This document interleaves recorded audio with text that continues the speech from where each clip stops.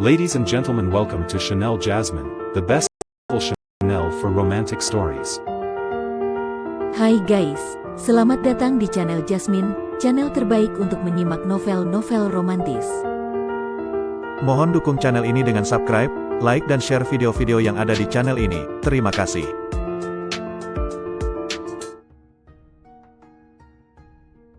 Perintah Kaisar Naga bab 5205-5206. Pada saat ini, altar tiba-tiba bergetar hebat, inti sihir hitam meledak dengan cahaya yang menyilaukan, dan rune di sekitar altar dengan cepat meleleh seperti es dan salju. Tekanan besar datang dari bawah altar, dan seluruh istana bawah tanah mulai berguncang, seolah-olah ada sesuatu yang akan keluar dari tanah. Oh tidak, segelnya hampir rusak. Wajah Dev berubah drastis. Yuyue mungkin sudah tahu ini akan terjadi sejak lama. Dia meminta kita datang dan mengambil inti sihir hanya untuk membuat kita menghancurkan segelnya. Raungan memekakkan telinga terdengar dari bawah altar, dan retakan besar muncul di tanah. Energi iblis hitam menyembur keluar dari retakan dan mengembun menjadi bayangan iblis setinggi puluhan kaki. Bayangan iblis itu memegang kapak raksasa dan berwajah garang. Dialah Jenderal Iblis kuno yang tersegel. Hahaha, akhirnya aku keluar. Suara Jenderal Iblis itu meledak bagai guntur, menyebabkan gendang telinga mereka sakit. Sudah 2800 tahun berlalu, dan aku tak menyangka ada yang berani membuka segel ini. Wajah Humazi memucat, dan tangan yang memegang token pemimpin klan sedikit gemetar. Ini, Jenderal Iblis kuno. Auranya begitu kuat. Dev melindungi Humazi di belakangnya, dan kekuatan spiritual di tubuhnya meledak tanpa ragu.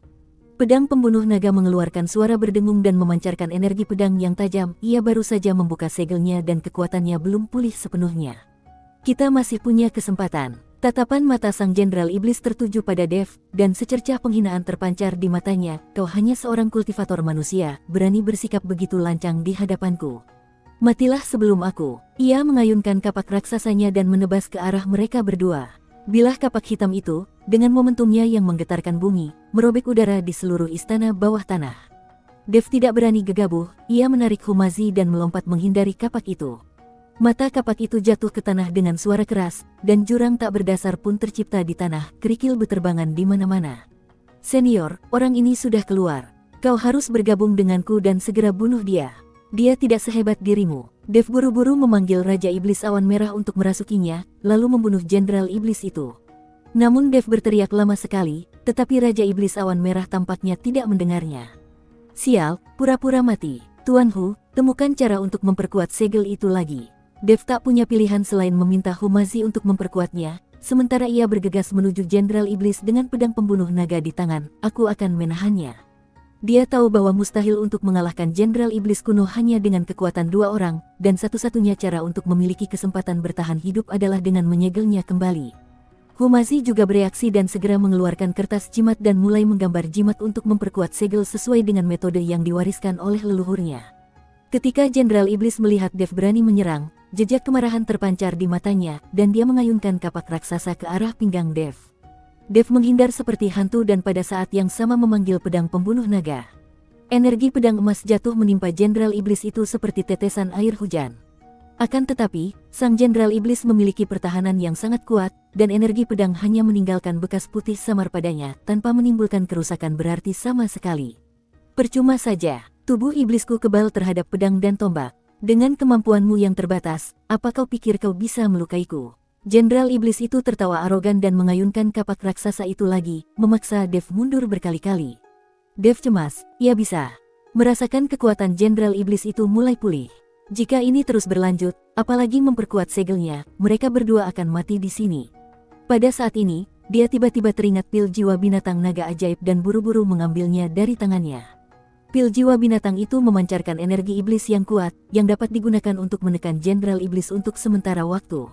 Dia menyuntikkan kekuatan spiritual ke dalam pil jiwa binatang, dan pil jiwa binatang itu langsung meledak dengan cahaya hitam yang menyilaukan dan terbang menuju Jenderal Iblis. Ketika sang Jenderal Iblis melihat pil jiwa binatang itu, sekilas keserakahan terpancar di matanya dan dia mengulurkan tangan untuk mengambilnya. Sekarang, Dev memanfaatkan kesempatan itu, pedang pembunuh naga berubah menjadi aliran cahaya dan menebas ke arah lengan Jenderal Iblis. Disertai suara klang yang keras, bekas darah tertinggal di lengan sang Jenderal Iblis, dan darah hitam menyembur keluar. Pengadilan kematian. Sang Jenderal Iblis mengeluarkan raungan marah, lalu mengayunkan kapaknya ke arah Dev dengan kecepatan beberapa kali lebih cepat dari sebelumnya. Dev menghindar dengan cepat, tetapi bahunya tetap terkena kapak. Tubuh emasnya yang tak terhancurkan langsung hancur berkeping-keping, meninggalkan luka di bahunya yang cukup dalam hingga tulangnya terlihat. Energi jahat hitam dengan cepat menyebar di sepanjang luka. Dev, Humazi berteriak kaget dan ingin maju untuk membantu, tetapi dia terkunci oleh nafas Jenderal Iblis dan tidak bisa bergerak. Dev menggertakkan giginya dan mengaktifkan teknik konsentrasi di tubuhnya untuk menyerap energi jahat yang menyebar. Dia tahu bahwa dia tidak bisa menunda lebih lama lagi dan harus menemukan kelemahan Jenderal Iblis itu sesegera mungkin. Dia mengamati tubuh iblis itu dan menemukan sisik putih di dadanya, yang sama sekali berbeda dari sisik hitam di tempat lain. Itu titik lemahnya. Dev tak lagi menghindar dan bergegas menuju kapak raksasa sang Jenderal Iblis. Pada saat yang sama, ia memusatkan seluruh kekuatan spiritualnya pada pedang pembunuh naga. Energi pedang emas itu meledak dengan cahaya yang belum pernah terjadi sebelumnya. Bertindak gegabah, Jenderal Iblis itu meraung dan mengayunkan kapak raksasanya ke arah kepala Dev dengan kekuatan yang luar biasa. Tepat ketika kapak raksasa itu hendak menancap di kepala Dev, ia tiba-tiba berbalik ke samping dan nyaris menghindari kapak raksasa itu. Pada saat yang sama, pedang pembunuh naga menusuk bagai ular berbisa, tepat menembus sisik putih di dada sang Jenderal Iblis. Ah! Sang Jenderal Iblis menjerit keras, tubuhnya yang besar bergetar hebat, dan darah hitam menyembur keluar bagaikan air mancur. Sekarang, Dev berteriak, dan pada saat yang sama melemparkan pil jiwa binatang naga ajaib ke Humazi, gunakan kekuatan pil jiwa binatang untuk mengaktifkan formasi penyegel. Humazi mengambil pil jiwa binatang dan meletakkannya di alur di tengah altar sesuai instruksi Dev. Pada saat yang sama, ia menempelkan jimat yang telah digambar pada rune di sekeliling altar. Kekuatan pil jiwa binatang itu beresonansi dengan jimat itu, dan rune di sekitar altar menyala lagi, memancarkan cahaya yang menyilaukan, membentuk perisai penyegel besar yang menyelimuti Jenderal Iblis itu.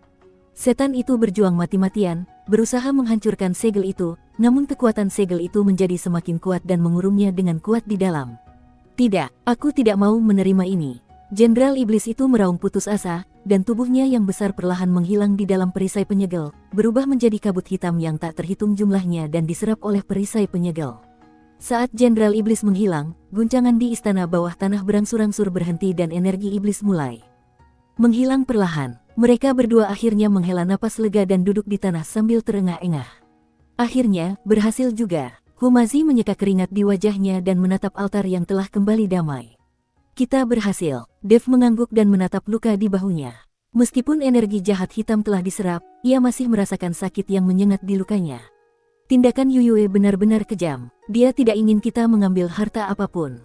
Sebaliknya, dia ingin menggunakan kita untuk membuka segel dan melepaskan Jenderal Iblis ini.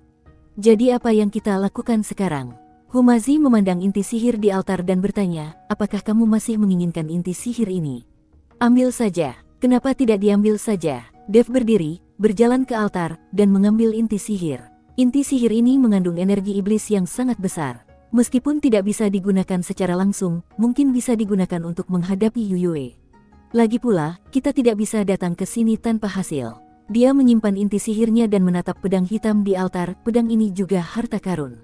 Meskipun pedang sihir, pedang ini sangat kuat. Mungkin ada baiknya disimpan. Humazi juga berdiri dan berjalan ke sisi Dev. Ia melihat luka di bahu Dev dan mengerutkan kening. Lukamu tidak apa-apa, hanya cedera ringan. Dev tersenyum dan menggunakan kekuatan spiritualnya untuk menyembuhkan luka-lukanya. Ayo kita pergi dulu, kita tidak boleh lama-lama di sini. Keduanya kembali melalui rute yang sama dan tidak menemui bahaya di sepanjang jalan.